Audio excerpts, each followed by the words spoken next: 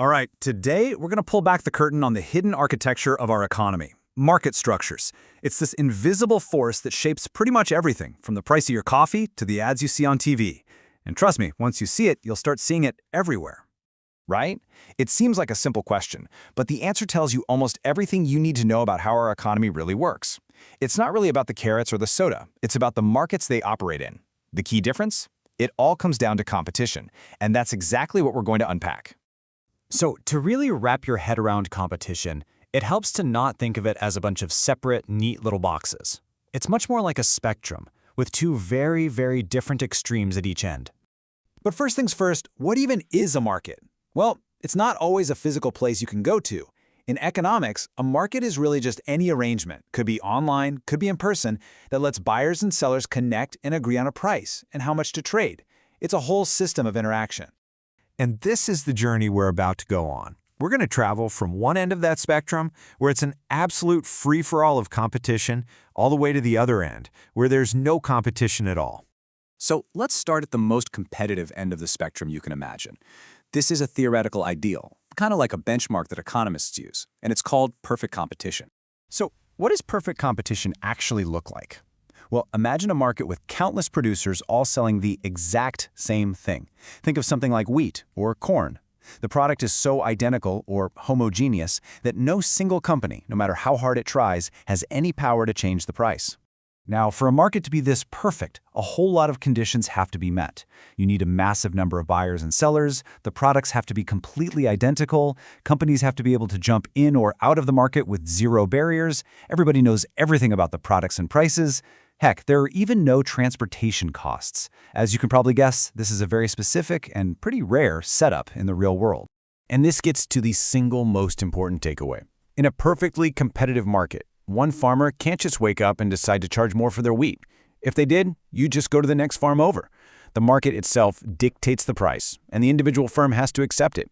They are a price taker, not a price maker. Okay, now let's just slam on the brakes and throw this whole thing in reverse. We're going all the way to the other end of the spectrum, from maximum competition to zero competition. Welcome to the monopoly. A monopoly is the total opposite of perfect competition. It's a market where there is only one seller of a product and there are no close substitutes. You know, think about your local electricity company. If you want power in your house, you have exactly one choice. The features here are simple, but they are incredibly powerful.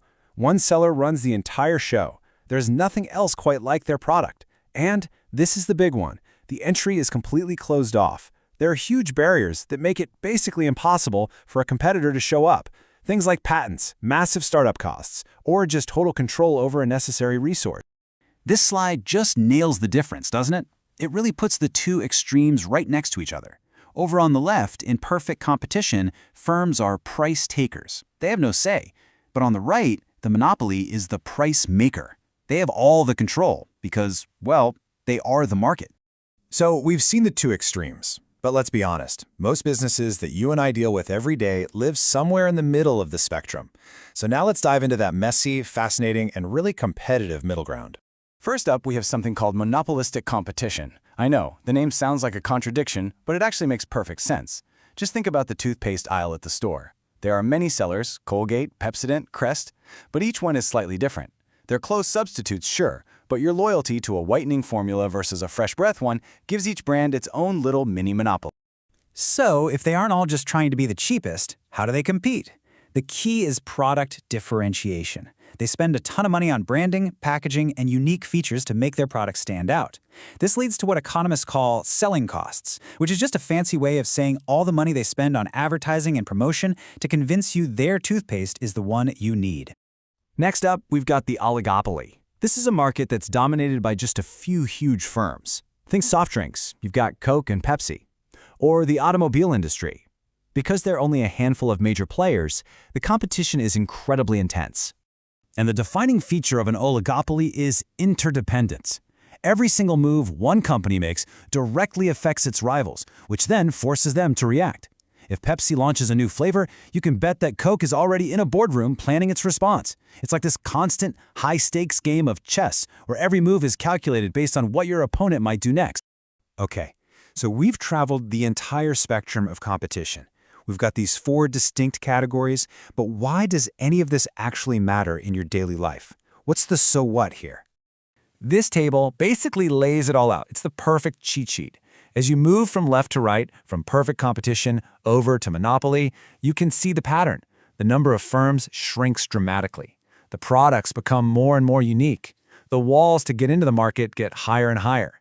And most importantly, a single company's power to set the price grows from 0 to absolute control. And that's how it affects you.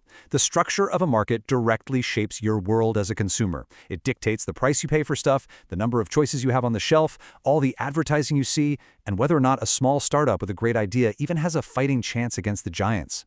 So there you have it, the 4 fundamental structures. Once you learn to spot them, you start to see them everywhere. They really are the blueprint for the economic world we all navigate every single day. But this leaves us with a huge question for the future. As new technologies like AI and biotech create entirely new industries, where will they land on this spectrum? Will they become open battlefields with tons of competitors, or will they become the private kingdoms of just a few powerful monopolists? The answer to that is going to define the next chapter of our economy. Thanks for joining us.